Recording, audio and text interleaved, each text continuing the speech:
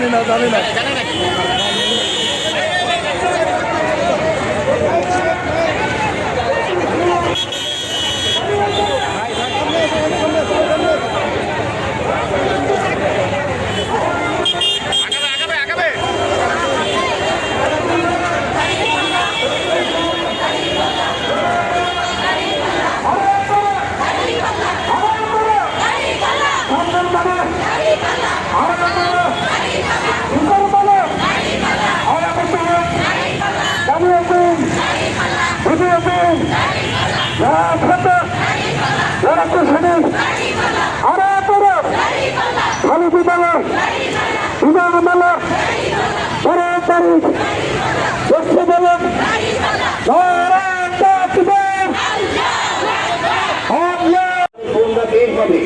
এবং সম্মানের সহিত বের হবে।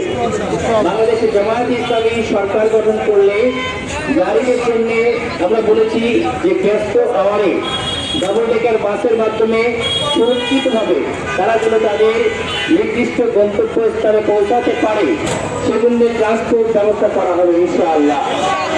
বাংলাদেশের জামায়াতে ইসলামী যদি ক্ষমতায় আসে তাহলে নারীদের যে পৈতৃক প্রদানের জন্য আমরা আজকের এই মিছিলে বের হয়েছি।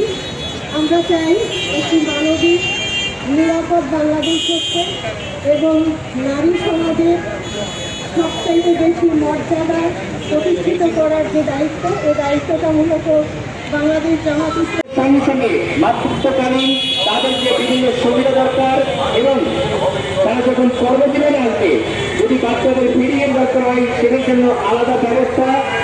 বাংলাদেশের জামায়াতে ইসলামী যদি ক্ষমতায় আসে তাহলে আমাদের মা বোনদেরকে এরকম প্রত্যেকটা স্টেপে সম্মানের সহিত সামনের দিকে তাদেরকে এগিয়ে যেতে